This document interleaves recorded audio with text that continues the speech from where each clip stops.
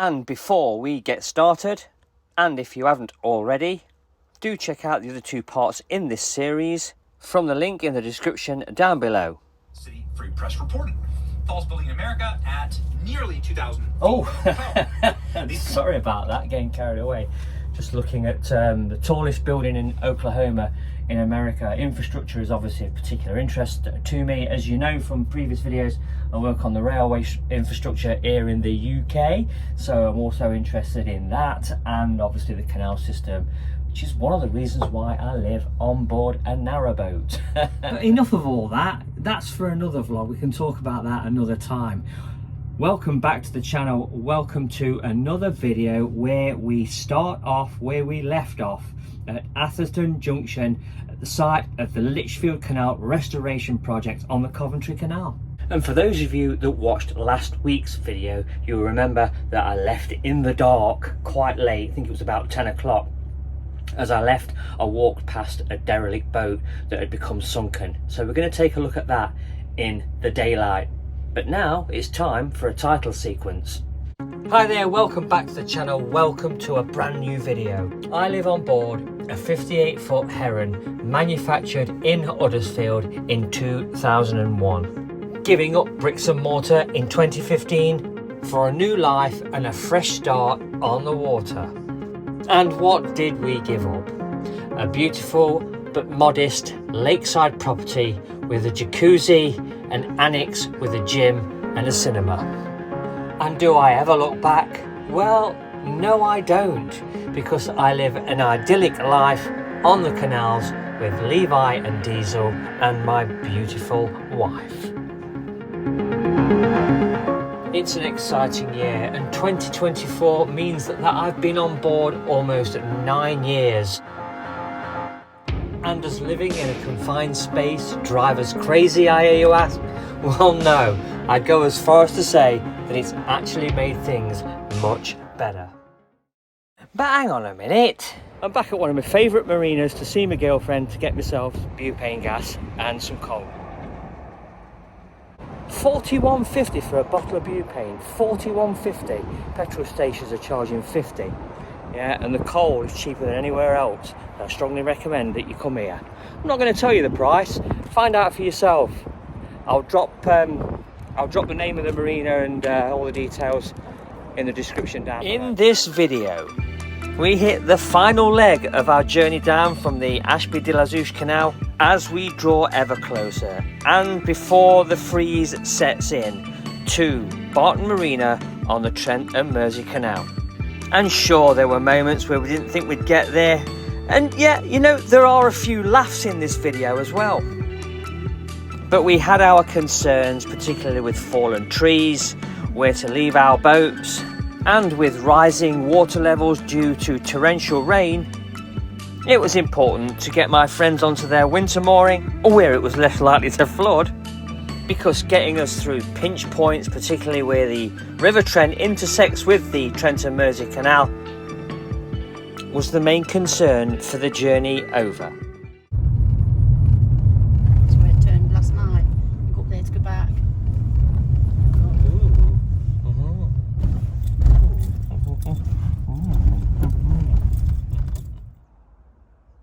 Well, it's part 3 of this little caper from the Ashby Canal to the Trent and Mersey down to Barton Turn. But what's so fascinating down here at Alrewas Junction, I hear you ask? Well, I've worked up there on the old LEC2s on the West Coast Main Line.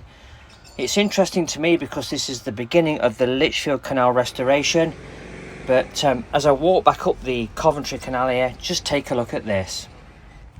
Oh dear. Nobody's on. Flipping heck.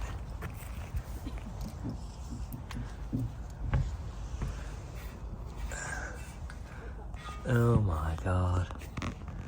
Wow, look at that. Oh dear. Oh, completely gone. Just shows you done it. It's a walking boat, isn't it? No, somebody's bloody livelihood in there. Gone, completely gone, look. Oh dear. What a shame.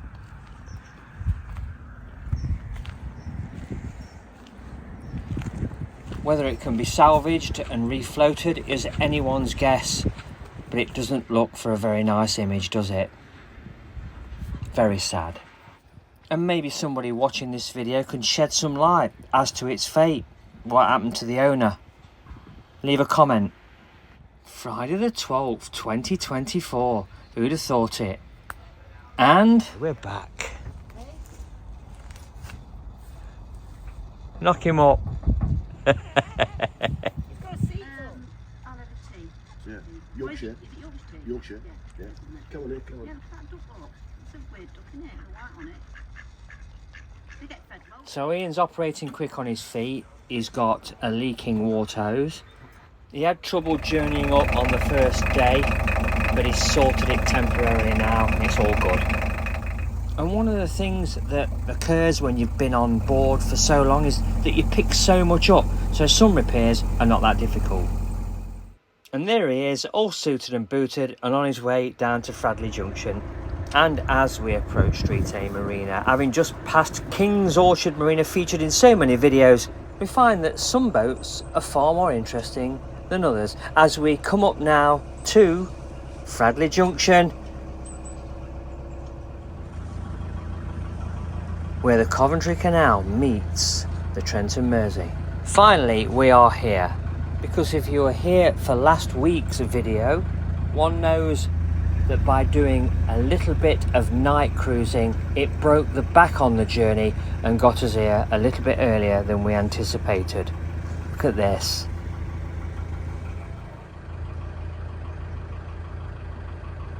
I'm going to dismount here and open the swing bridge for Ian and for Kevin. Here we are, look, the swim bridge, which I'm going to count as a lock, because if it were, then there'd be 14 locks on the Coventry and not 13. But I'm sure that somebody out there will put me right in the comments.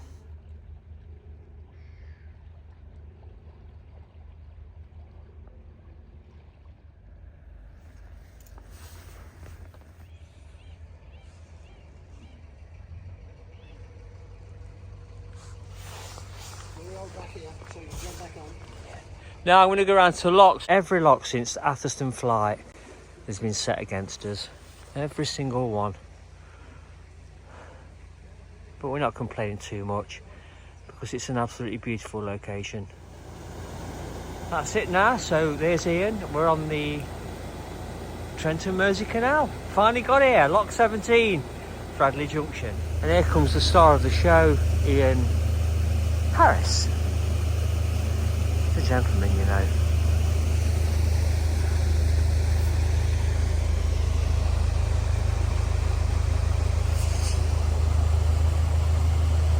Here you go, vloggers.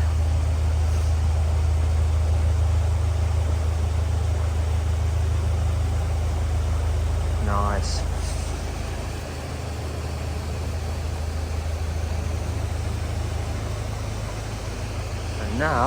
And now it's Kevin's turn to navigate through. This is his first time on the Trent and Mersey this way, so it's all good stuff. The good thing about this lock is it fills up really fast, even though it's a deep lock. Some repairs there from CRT, and my buddy over there on his boat waiting to come through. Another 6 locks today, and we'll be there.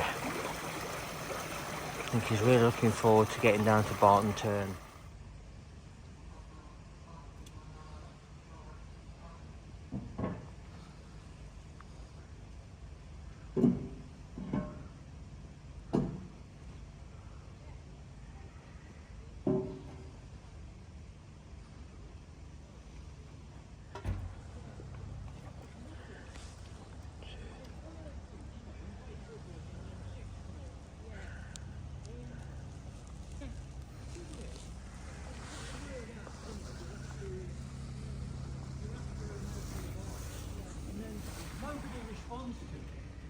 And the boat never even touched the sides.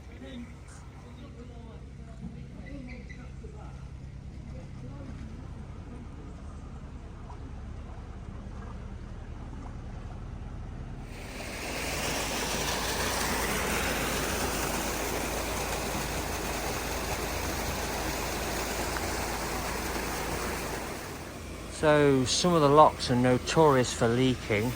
This one's quite unique, it has to be held in place. It is deep, but it fills fast and it empties fast, and today of all days there's not much movement, not much traffic, particularly down there. We are having a blast. Although we didn't arrive here with the lock set for us, we've got through fairly quickly.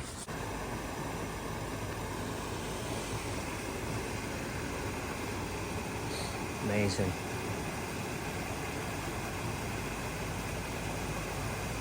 Having steered the boat, Kevin's boat handles so well. The tiller, not too heavy, not too light, just right. And with the boat set at the right speed, it doesn't need much coaching from the handler. It will almost go in a straight line all on its own. It's that good. It steers that well. My EB, I've only got to take my hand off the tiller and it will go straight to starboard, all on its own. So I've really got to keep my eye on the ball with that one. It has a deep draft, it's pretty low in the water, but it loves the rivers. And so does Kevin's boat, apparently. And we've secured the lock gates, it's time to move on. And as per the instruction on the website, CRT are down here to do some dredging, along with the Rotherham group.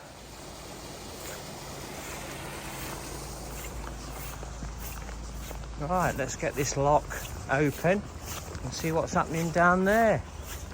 It looks like paddles might be set for us, don't know, maybe.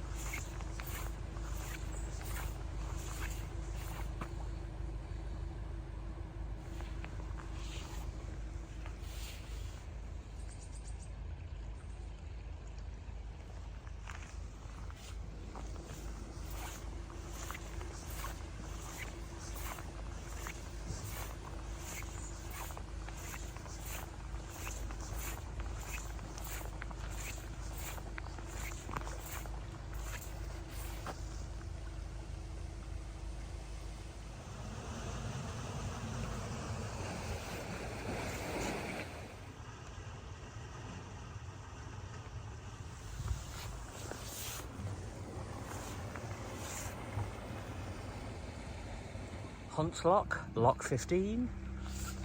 Ooh. Waterside mooring, which I'm told is quite nice. Nice to stay here. I think it's £2 a year. Millennium mooring, right next to Fradley. Alrewas just a couple of miles up the cut. Barton on Trent, a bit further. Perfect. Alright, onward. My friend's going to steer down and I'm going to walk down the towpath. Shall we see if it works?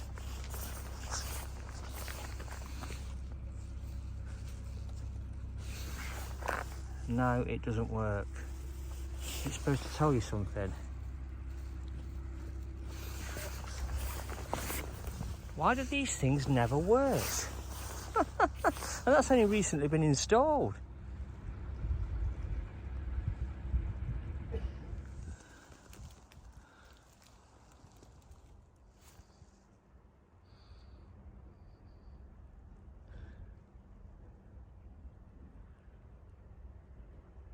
Oh, I think they've given up with this one.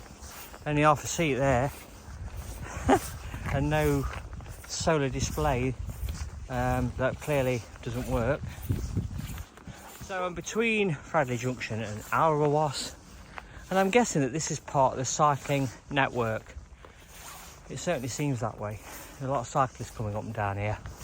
And they're having to do my railway thing of looking round every 5 seconds to see if anything's coming. Wow. Quick flow in these locks. It's always the same though when you're going down rather than going up.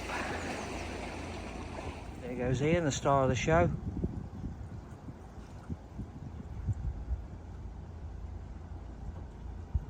Common lock, lock 14.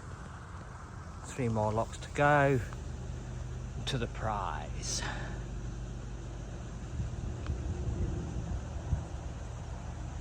To Alrewas, where we meet the River Trent and Witchner locks, lock 11, and we're away.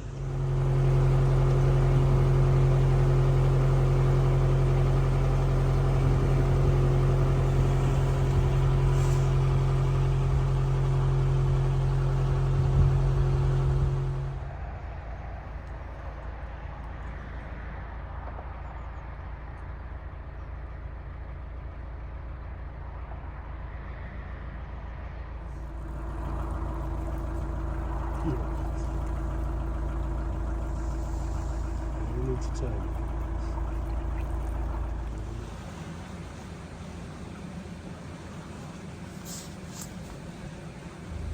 Look at that, with your gate directly onto the towpath here at Bagnall Lock, number 13, Trent and Mersey Canal.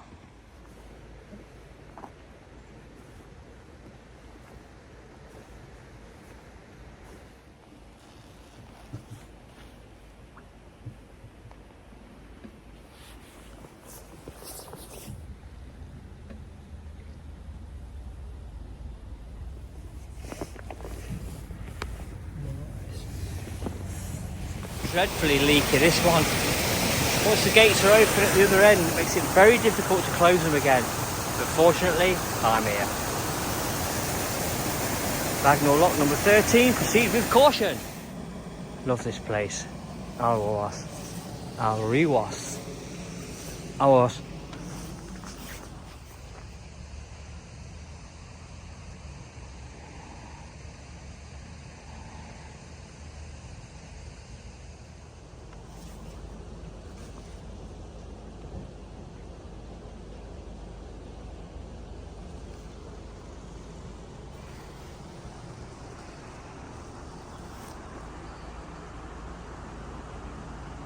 Again on night or what? Yeah. No. Well, it's not that I don't want to get on board, but Alrewas, it's absolutely gorgeous. The towpath is near perfect, except for all the dog poo that people's not picking up, which is very annoying. But just look at it. I mean, this is winter. It looks incredible.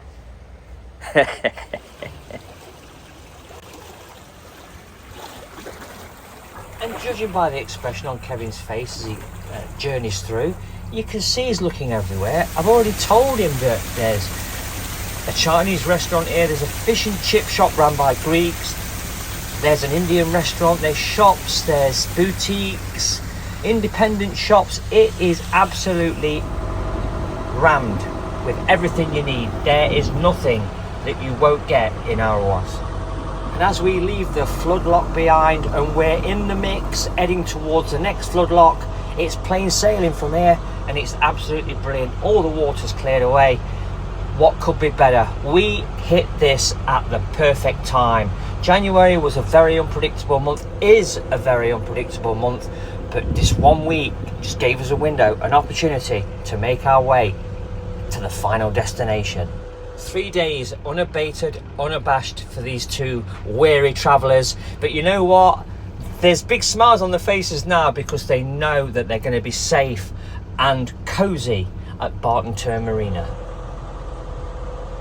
Final hurdle! We made it. 3 days?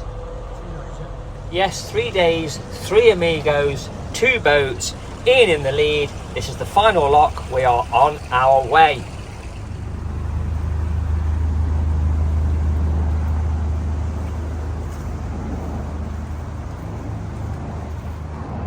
So that's Ian on boat Willow, and you know what? He's got a very tidy boat there. Very, very tidy. Handles really, really well. And in 3/4 of a mile, he'll be at his destination. And while Ian takes the victory lap, Ian takes the glory, it's Kevin's turn now for the last lock as we descend on the Trent and Mersey Canal down to Barton Turn. For quite a number of years I've worked on station platform construction. That's train station platform construction. And you know what this reminds me of? And the trains are coming into the station, they're slowing down, slowing right down. As the doors open, the dispatchers get off and the passengers egress. And the way that Kevin's boat handles on this river section, wow, it's just as if it's on rails. It's as if his boat is literally on rails. It's that smooth. Cool. You know, we talked about the Ashby Canal, the Coventry Canal in that section from Atherstone Flight.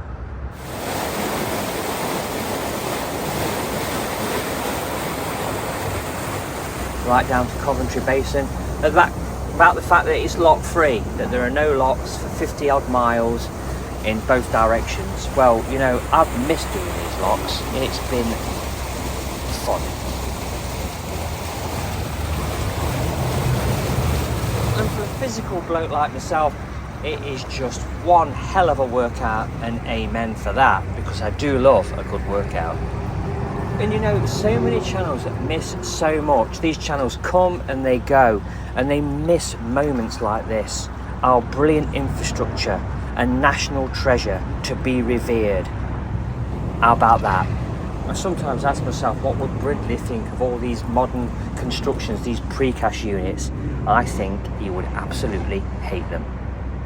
He would have hated precast units. Come on.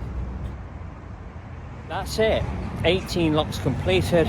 We're now on the Trent and Mersey Canal. And now it's the final leg down to Barton Marina and home for my two weary veterans. Oh, that horrible background noise. I'm going to narrowboat wheel now and start moaning about, oh no, oh, nearly hit that, oh, I'm heading for that, oh my God. Oh, rippers. Bridge number 39. Ugh. A38. Oh, no. Rippers. Well, we've got to ask you, have you come across any bridge nipples recently? Rippers. And have you got... Filthy thumbs up. And have you got a hat like this? I bet you haven't. We are here. We are here. And the boat will be moored just over there.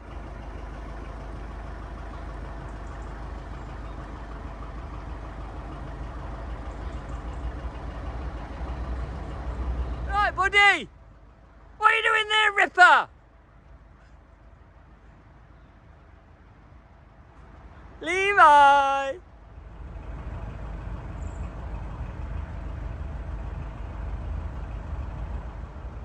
Nice. Very nice. Turn right, left. Ian kept saying, I wonder.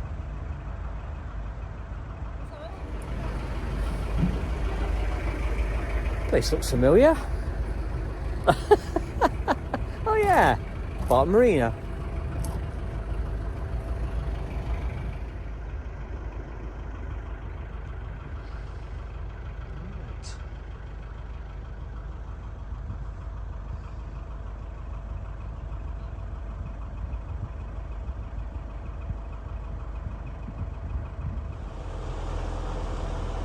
And the word is that Ian's already on his mooring and he's already getting into the groove. And wow, both are already discovering the facilities here at Barton Turn Marina, and Kevin has finally settled in on his mooring. Well, that's it. Thank you very much for travelling along with us across these last 3 videos. It's been a fantastic experience for me, particularly filming them and getting these guys from one part of the system to another. I'd like to dedicate these last 3 videos to the solo boaters out there that cruise the canals all year round, and to Kevin and Ian that have allowed me to experience this journey with them. Thank you very much. It's been an absolute pleasure. Hey, if you like what I'm doing here, please consider subscribing to the channel. If you did this with your favourite narrowboating channel, if you did this with your favourite YouTuber, I'm sure that they would appreciate it just as much as I do. Thank you all very much for watching these last 3 videos. I'll see you all again in the next one. Take care.